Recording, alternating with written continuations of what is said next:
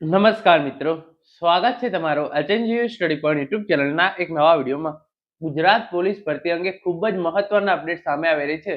એના વિશેની વાત આપણે આજના આ વિડીયોની અંદર કરવાના છીએ. ગુજરાત પોલીસ ભરતી બોર્ડ દ્વારા જ્યારથી ટ્વીટ કરીને ઇન્ફોર્મેશન આપવામાં આવી છે કે 21 જાન્યુઆરીથી પોલીસ કોન્સ્ટેબલ અને પીએસઆઈ ભરતી માટેની શારીરિક કસોટી શરૂ થશે, ત્યારથી જે છે એ ખૂબ બધી અફવાઓ ફેલાઈ રહી છે. તો એના વિશેની આપણે વાત કરીશું. કોલ લેટર ક્યારે આવશે એના વિશેની વાત કરીશું, અને તમે નિઃશુલ્ક તૈયારી કેવી રીતે કરી શકો છો એના વિશેની વાત પણ આપણે આજના આ વિડીયોની અંદર કરવાના છીએ. તો હવે શરૂ કરીએ આજનો આ વિડીયો. તો તમે જોઈ શકો છો ગુજરાત પોલીસ ભરતી અંગે ફેલાયેલી મોટી અફવાઓ. પહેલા એલઆરડી ની દોડ આવશે કે પહેલા પીએસઆઈ ની દોડ જે છે એ સૌથી છેલ્લે આવશે, એવું જે છે અત્યારે દરેક જગ્યાએ ફરી રહ્યું છે. કોલ લેટર અને નિઃશુલ્ક તાલીમ વિશે જે છે એ આપણે વાત કરવાના છે. તો સૌપ્રથમ જ્યારે ગુજરાત પોલીસ ભરતી બોર્ડ દ્વારા જે છે એ આ સૌપ્રથમ ઓફિશિયલ ટ્વીટ જે છે એ કરવામાં આવેલી હતી કે જાહેરાત ક્રમાંક GPRB 2025-26/1 police sub inspector cadre અને લોકરક્ષક કેડરની શારીરિક કસોટી તારીખ 21/1/2026 ના રોજથી શરૂ થનાર છે. આ પરફેક્ટ થઈ ગઈ. 21/1/2026 ના રોજથી જે છે એ શારીરિક કસોટી શરૂ થનાર છે.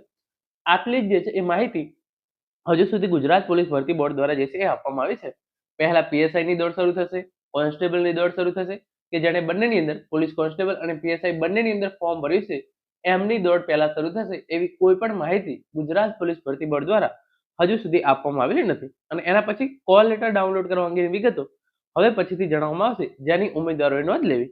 તો ખાલી તારીખ એકલી જ બહાર પાડી છે, નથી કોલ લેટર અંગે કોઈ પણ અપડેટ આપી કે નથી પહેલા કોની દોડ શરૂ થશે એની કોઈ પણ અપડેટ જે છે એ હજુ સુધી ગુજરાત પોલીસ ભરતી બોર્ડ દ્વારા ઓફિશિયલ રીતે જે છે એ જણાવવામાં આવેલું નથી.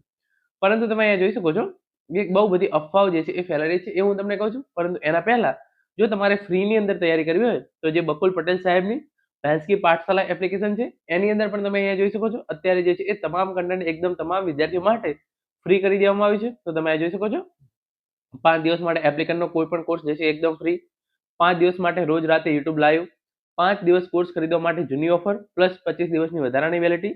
આ રીતે ભેંસકી પાઠશાલા જે છે એપ્લિકેશન છે એના ઉપર પણ જે છે એ તમામ કન્ટેન્ટ એકદમ ફ્રી કરી દેવામાં આવ્યું છે.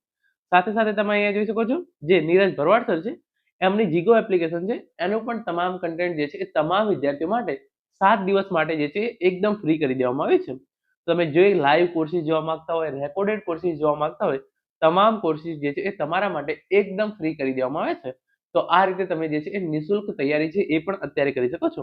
સાથે સાથે તમે અહીંયા જોઈ શકો છો આની પોલીસમાં ભરતી થવા ઈચ્છુક યુવાનોને પૂર્વ કચ્છ પોલીસ નિઃશુલ્ક તાલીમ આપશે. તો તમને જે છે એ શારીરિક કસોટીની તાલીમ છે એ પણ નિઃશુલ્ક આપવામાં આવશે, અને જે છે એ લેખિત પરીક્ષાની તૈયારી છે એ પણ તમને નિઃશુલ્ક કરાવવામાં આવશે. તો આ રીતે જે છે એ તમારે જો કોઈ પણ પ્રકારના કોચિંગ ક્લાસની મદદ વગર જે છે એ તૈયારી કરવી હોય તો પણ જે છે એ આ રીતે નિઃશુલ્ક તમને ઘણી બધી સગવડ જે છે એ મળી રહેતી હોય છે. તો તમે તમારા જિલ્લાની અંદર જે છે એ તપાસ કરશો તો તમને ક્યાંક ને ક્યાંક તો જે છે એ ફ્રીમાં તૈયારી કરાવતા જ હશે. તો તમે એવી જે છે એ તમામ સગવડનો લાભ છે એ લઈ શકો છો. જે સમાચાર કહેવાય અથવા કહીએ તમે એ જોઈ શકો છો.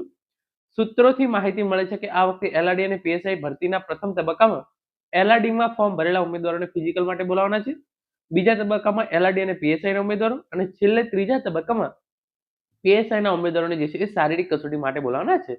ગઈ પોલીસ ભરતીની અંદર કેવું થયું હતું કે જે ઉમેદવારોએ ફક્ત પીએસઆઈની અંદર ફોર્મ ભરેલું હતું એમની જે છે એ સૌપ્રથમ શારીરિક કસોટી હતી. એના પછી જે ઉમેદવારોએ એલઆરડી અને પીએસઆઈ બંનેની અંદર ફોર્મ ભર્યું હોય એમની શારીરિક કસોટી હતી, અને અંતમાં જે છે એ ફક્ત પોલીસ કોન્સ્ટેબલ ભરતીના ઉમેદવારોની જે છે એ શારીરિક કસોટી હતી.